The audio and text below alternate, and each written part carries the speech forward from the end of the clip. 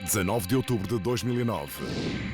Nível de popularidade do governo atinge um máximo histórico. Talvez por neste momento não haver governo. O nosso convidado de hoje é o General Ramalho Yanes, o primeiro presidente democraticamente eleito e o último a saber manusear uma G3 em condições. Notícias, comentários, um genérico com coisas a andar à roda. Gato Fedorento esmiuça os sufrágios.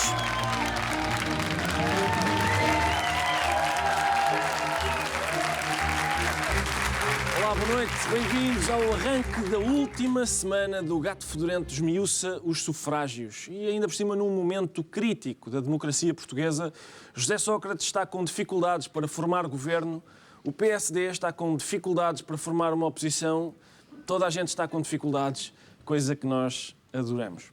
Depois de ter ouvido negas de todos os partidos, José Sócrates propôs ao PS formar governo e o PS, depois de meditar um bocadinho, acabou por aceitar. Surpresa, surpresa. Sobre o novo governo, não se sabe ainda quase nada, exceto isto. O Ministro da Economia vai ser um toiro da ganadaria do Dr. Brito Paes. Nenhum deputado da oposição poderá dizer que o Ministro da Economia lhe está a fazer corninhos no hemiciclo, porque ele já os trazia quando o tiraram do curro. Ora, aí está um problema que deixa de existir. Vai-se aprendendo com os erros. Pronto. Agora só falta convencer o bicho a fazer parte do governo. Em direto, de São Bento, está Tiago Dores, o admirável chalaceiro. Tiago, como é que está a correr a escolha do novo governo aí? Alô, Tiago. Ricardo, neste momento há uma boa notícia e uma má notícia. A boa notícia é que já há um nome para o governo, a má notícia é que é o nome de José Sócrates. Mas este processo está a ser muito complicado. A maioria dos analistas diz que este governo só vai durar 2 anos e é muito difícil convencer as pessoas a aceitarem um trabalho temporário. Aliás, uma das novidades deste executivo é que os ministros vão receber a recibos verdes. Mas, Tiago, já se sabe, por exemplo, que a Ministra da Educação não deve continuar no governo, não é assim, Tiago? É verdade, Ricardo. Maria de Lourdes Rodrigues cometeu um erro gravíssimo. Indispôs os professores, passando 4 anos a fazer exatamente aquilo que José Sócrates lhe disse para fazer. Obviamente, o primeiro-ministro não lhe perdoou isso. Tiago, mas que tipo de governo é que José Sócrates quer formar? Na verdade, José Sócrates não quer formar bem um governo. Quer formar um gabinete de relações públicas. Um ministro da Educação que faça as vontades aos professores, um ministro das Finanças que dê cafunés aos funcionários públicos. Uma coisa é as eleições serem só daqui a 4 anos e o primeiro-ministro borrifar-se para os eleitores. Outra é as eleições poderem ser a qualquer momento. Ele vai distribuir miminhos pelo eleitorado até os cidadãos ficarem assados. Tenho medo de tanta ternura. No fundo, o objetivo de José Sócrates vai ser não governar bem. Ou seja, governar mal, é isso? Não governar bem. Ser bom a não governar. Não fazer nada. O mal de tomar medidas é que aborrecem sempre alguém. Enquanto se não fizeres nada, arranjas imensos amigos. Barack Obama, por exemplo, ganhou o Nobel da Paz sem fazer nada. Se continuar a não fazer nada, é possível que Barack Obama ganhe ainda um Oscar, a bota de ouro, e seja coroado Miss Portugal. Muito bem, obrigado, Tiago. Assim que houver novidades, por favor, informa. Estamos especialmente curiosos para saber se o toiro já acabou de refletir e vai aceitar o cargo. Independentemente de quem possa fazer parte do futuro governo, já não falta muito para a tomada de posse. E a tomada de posse é, como sabem, um acontecimento fértil em peripécias. Para evitar alguns erros do passado, talvez seja útil recordar as principais lições que a história nos ensinou. Que lições são essas? É o que nos vai dizer José Diogo Quintela, o admirável chalaceiro. José Diogo, quais são os grandes erros que se devem evitar em tomadas de posse? Olá, Ricardo. Antes de mais, boa noite. Boa noite. O primeiro erro está a montante da tomada de posse. É aceitar ser empossado. Portanto, raramente é boa ideia porque há coisas muito complicadas para fazer. É preciso ler um discurso, passar as folhas... E mais? Acho que é isso. Acho que é isso. Mas atenção, é complicado. Certamente te lembras da tomada de posse do governo de Santana Lopes. Lembro-me perfeitamente. Foi 2 semanas antes da demissão do governo de Santana Lopes. Exatamente. Vamos recordar. Santana Lopes, recém-empossado primeiro-ministro, fazia a leitura de um discurso longo demais. De súbito, pareceu que pretendia encurtá-lo. A atrapalhação foi evidente. Mais tarde, Santana veio dizer que quase tinha desmaiado. Viste? É importante ter um discurso interessante, mas não tão interessante. Porque o Santana Lopes estava a passar as páginas. Deixa cá ver como é que isto acaba, sim, olha, já para o fim, Porquê? Porque parece um livro policial. Portanto, quem toma posse quer saber quem é o culpado. No caso de Santana Lopes, era ele mesmo. Por isso é que ia desmaiando. Muito bem, Zé Diogo. É uma boa dica, é uma excelente dica. Aliás, tu tens mais conselhos? Possuo mais conselhos, Ricardo. Não é ter, é possuir, não é? Sim, possuir. Quando são conselhos, quando são este tipo de dicas... Possuis, claro. É muito importante não ter gigantes na equipa que cessa funções. Estás recordado do momento em que António Costa deixou o governo para se candidatar à Câmara? Havia um gigante. Havia um gigante esse que saúda António Costa e José Magalhães como se eles tivessem comprado feijões mágicos. Ora vê. O pedido de António Costa desejou boa sorte ao seu sucessor. Quem quiser evitar o típico traumatismo craniano da tomada de posse deve fechar os gigantes numa das despensas do Palácio de São Bento antes da cerimónia. Eles ficam lá entretidos a comer mel e a revolver as latas e já não magoam ninguém. E além dos gigantes, Zé Diogo, evitar ciclopes, se calhar, é importante. Não, Ricardo, isso é estúpido, não é? Estamos a falar a sério sobre política e gigantes, não é para se começar a abandalhar com ciclopes. Porta-te com juízo, pá. Desculpa, Fininho. Outro conselho, não é obrigatório, mas é desejável que o ministro saiba qual é o lugar para o qual está a ser nomeado. Lembras-te certamente da cara que Paulo Portas fez quando foi indigitado Ministro do Mar. Lembro, mas quero rever. Vamos a isso. Dr. Paulo Sacadura Cabral Portas, Ministro de Estado da Defesa Nacional e dos Assuntos do Mar. Dr. Nuno Albuquerque Moraes Sarmento, Ministro de Estado e da Presidência. Porquê é que isto acontece? Porque Paulo Portas não deve ter ouvido o cargo que Santana Lopes lhe propôs. O primeiro-ministro disse-lhe: Paulo, queres ser ministro? E ele: quero, yes, boa, vou ser ministro. E já não ouviu o nome do ministério. Portanto, também conveniente é permanecer acordado durante a cerimónia. Repara na tomada de posse de António Guterres. A tomada de posse de António Guterres em 1995 ficou marcada pelo episódio do desmaio de Cavaco Silva. O enorme calor que se fazia sentir na sala dos embaixadores do Palácio da Ajuda, provocado pelas centenas de pessoas que pretendiam assistir à cerimónia e depois cumprimentar o novo executivo, é uma explicação para o incidente. É uma deselegância muito grande de Cavaco Silva. Eu vou sair e toda a gente só tem olhos para o próximo primeiro-ministro? Então vou desmaiar aqui, a ver quem é que continua a ligar ao Guterres. Mas não pode ter sido também um desmaio genuíno? Quer dizer, sempre que um socialista toma posse, dá um badagaio ao Cavaco. Isso é uma coisa... É histórico, é histórico. Imagina, ele desmaia quando o Guterres toma posse. Imagina o que é que lhe vai acontecer quando o Sócrates tomar posse para a semana. Quem é o comentador, Ricardo? És tu. Então é como eu digo. Tu és a Maria Flor Pedroso, eu sou o Marcelo. Eu comento e tu fazes que sim com a cabeça, está percebido? Sim. Fundamental também em tomadas de posse e discursos de vitória é manter a calma em caso de falha técnica. E quando se fala em calma, em quem é que tu pensas, Ricardo? Gandhi.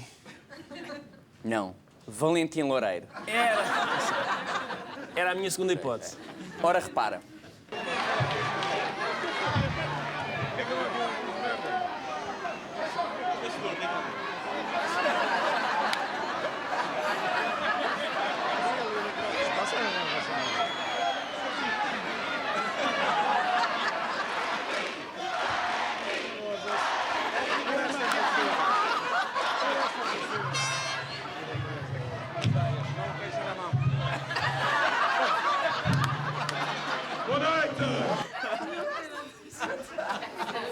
Prestaste atenção? Devo dizer que adorei o facto do Major estar a tentar manter a compostura, mas ainda assim não conseguir conter a vontade que tinha de, enfim, de ladrar ao seu staff.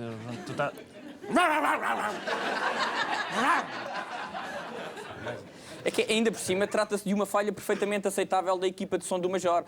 Se há coisa de que Valentim Loureiro não precisa, é do microfone. Isso é verdade, isso é verdade. É verdade. Muito obrigado, Zé Diogo, por este elucidativo curso. Vamos agora fazer um curtíssimo intervalo e já voltamos. Até já.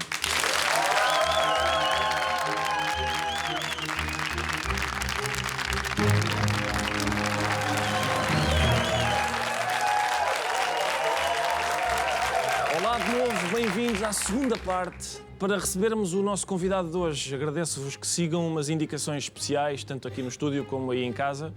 As indicações são estas. Firme! Sentido! Vem aí o General Ramalhianos.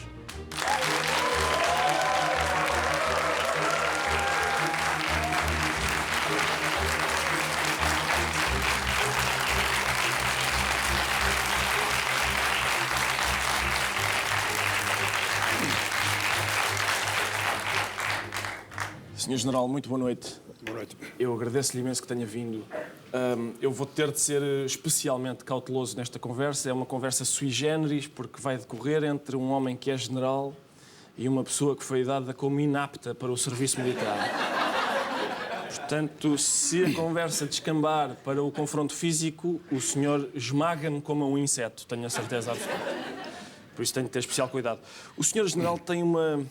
na altura em que foi presidente, o seu estilo, digamos, austero, foi muito comentado.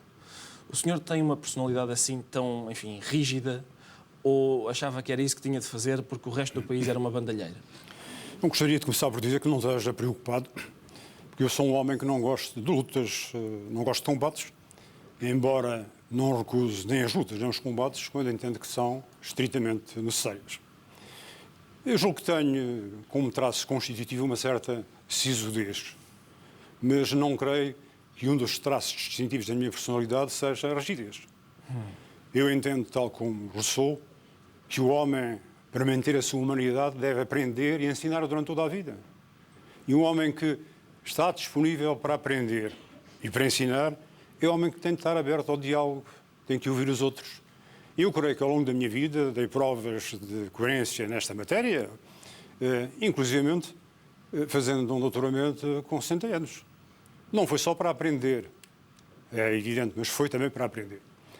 Quanto àquilo que referiu, bom, essa é a imagem que foi levada à sociedade e que a sociedade interiorizou.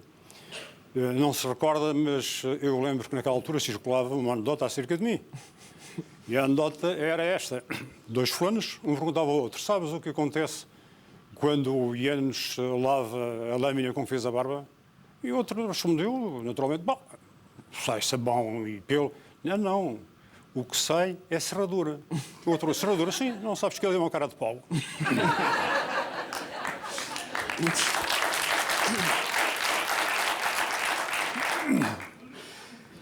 Muito bem, Sr. General. O senhor ultimamente tem, enfim, manifestado algum apoio à energia nuclear.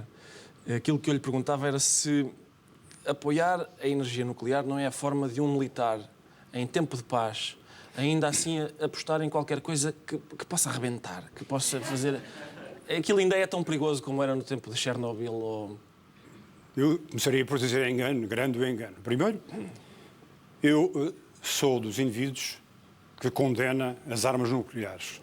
E não condena só a proliferação, condena as nucleares de cor. Mas uma coisa é condenar as armas nucleares, outra é condenar a utilização pacífica do nuclear. E como sabe, o nuclear é extremamente importante na medicina, na indústria, na produção de energia. Ora, Portugal, como todos sabem, vive uma situação de asfixia financeira. O nosso endividamento externo é enorme. Para esse endividamento externo conta a nossa dependência energética. Portanto, os combustíveis que importamos. Como responder a essa situação? Bom, energia hídrica com os rios, com represas, está no limite. A ondomotriz e a mareomotriz, em que já investimos, estão ainda num estado de incipiência. A fotovoltaica, que é extremamente promissora exige grande investigação, grandes investimentos, está num estado inicial. A biomassa, nós sabemos, tem limites. Qual é a que resta com grandes possibilidades? É, naturalmente, a nuclear. E a nuclear, depois de finais de 60, depois os canadianos terem apresentado um reator, que é o CADU, um reator canadiano de deutério e urânio, os reatores são extremamente seguros, robustos e simples. E aquele medo que há de uma detonação nuclear num reator é impossível. É impossível.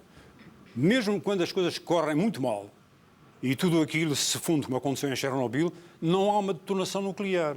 O que há é uma explosão térmica, que obviamente acaba por determinar uma fuga enorme de radiações que são extremamente perigosas. Portanto, o nuclear é relativamente seguro, embora, obviamente, como todas as coisas na vida, tenha perigos. Por outro lado, um reator nuclear pode nos permitir a nós uma potência energética da ordem de 1.000 milhões de watts. A França e a Espanha têm centrais nucleares e têm vivido bem com elas, sem problemas.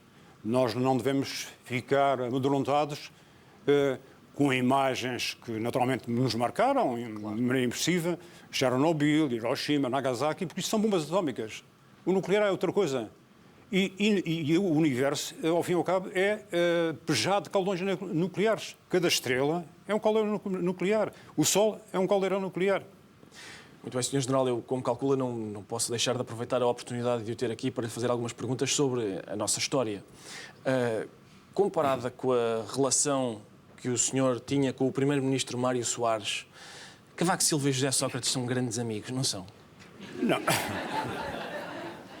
Comparado, eu diria que tem uma boa relação. Mas eu entendo que as coisas, sobretudo quando são históricas, têm de ser contextualizadas historicamente. O Dr. Mário Soares e eu, nós, nomeadamente, tivemos que verter o desenho constitucional para a configuração operacional das instituições. O regime era constitucional pluralista, estava definido. Mas a forma de governo era semipresidencial. E eu entendia que numa forma de governo semipresidencial, em proveito do país, da competência da política, da fiscalização da ação governativa, devia ser acentuada a componente semipresidencial. O Dr. Mário Soares, por razões que se prendem naturalmente com a sua formação, com a sua cultura, entendia que devia ser privilegiada a vertente parlamentar. Eu costumo dizer que, enfim, o tempo é realmente o grande juiz de todas as coisas. E eu diria que o tempo se encarregou de mostrar, através da ação do Mário Soares, quando foi Presidente da República, que, pelo menos, em alguma parte, eu tinha razão. Muito bem. É um bom golpe, Sr. General. Não, é uma mera contestação. O Sr. General apoiou Cavaco Silva, mas, enfim, tem estilos muito diferentes, porque o Sr. General patrocinou a fundação de um partido, o PRD, e o Presidente Cavaco Silva está a ver se dá cabo do outro, que é o PSD. O que é que lhe parece esta diferença de estilos? Bom, eu começaria por dizer que discordo. Eu acho que o professor... Acha que não fundou o PRD? Mesmo em relação a isso, essa autoria é questionável. Mas eu discordo porque eu entendo que o professor Cavaco Silva o que tenta, e bem a meu entender, é assegurar com visibilidade pública ostensiva uma equidistância em relação aos partidos políticos, que é, naturalmente, uma das obrigações éticas do Presidente. Quanto ao PRD, bom, naquela altura, o país vive uma situação muito difícil, política, económica e socialmente. Eu recordo-lhe, e invocaria aqui o testemunho do Bispo de Setúbal, Dom Manuel Martins, havia fome, salários em atraso, desemprego. Portanto, eu entendi que era necessária uma formação partidária que tentasse revitalizar de alguma maneira a política, como contribuindo para que ela tivesse preocupações éticas permanentes e contribuindo também para que a sociedade civil assumisse na democracia o papel que lhe cabe, que é um papel de ator ativo, de participante ativo. Foram essas as razões que levaram à constituição do PRD. Sr. General, em 1975, o senhor liderou as operações do 25 de novembro contra, digamos, uma facção mais esquerdista do movimento das Forças Armadas. Quando constatou que nas últimas eleições o Bloco de Esquerda e o PCP juntos tinham 31 deputados, o que é que sentiu? No próximo dia 25 de novembro sai com uma G3, apetece-lhe fazer isso, não? Não, senti que a democracia estava a funcionar. E como sabe, a democracia não é apenas uma forma de governo, é o fim e a forma da sociedade moderna. E nela o voto é indispensável e os resultados eleitorais devem ser respeitados sem reticências. Foi o que aconteceu nesta altura e eu respeito aquele resultado eleitoral, como todos os indivíduos que se pretendem democratas. Muito bem, Sr. General. Com muita pena minha, estão a pressionar-me para que faça a última pergunta por razões de tempo de grelha. Em Angola, o Sr. General foi companheiro de camarata de Hotel Saraiva de Carvalho. Digamos que, enfim, não tem personalidades muito parecidas. Eu aposto que era ele que deixava a roupa suja pelo chão e tal. Mas o que eu lhe queria perguntar era o seguinte: dormia de olhos abertos e com a fusca debaixo da almofada, não fosse o hotel, como é que eu ia limpar-lhe o sarampo? Eu estou preocupado consigo, sabe? Não é preocupação que me leva a sugerir, para já, que vá ao psiquiatra. Bombas nucleares, G3, camaratas e agora fuscas revelam, aparentemente, uma índole vocacional militar preocupante. Espero que isso passe. Não foi em Angola, foi na Guiné. Foi na Guiné, desculpe. Mas o hotel, estávamos ambos na Guiné, mas o hotel dava com a família. Nunca vivemos, portanto, em qualquer camarata. Mas se tivesse de viver uma camarata, eu vivia perfeitamente à vontade, sem fusca e com os olhos fechados, convencido em absoluto de que a camaradagem do hotel era completa. Devo dizer que o hotel é uma excelente pessoa. Eu tive com ele um convívio estreito na Guiné e eu confiaria não só a minha vida, se fosse necessário, mas confiaria também a minha carteira. Sr. General, muito obrigado. Normalmente tem pouco dinheiro. Sr. General, muito obrigado. Eu devo confessar que se eu tivesse €1 por cada pessoa que sugere que eu devo ir ao psiquiatra, eu estava rico, Sr. General. De qualquer forma, é sempre... Quando é sugerido por uma pessoa como o senhor, eu vou ter que levar isso em consideração. Mas se tiver necessidade de ir e houver necessidade também de o apoiar financeiramente, €1 eu posso dar. Muito obrigadíssimo, Sr. General. Muito obrigado por ter vindo mais uma vez. Nós voltamos amanhã à mesma hora com o deputado comunista Bernardino Soares e vamos falar destes temas. Até amanhã.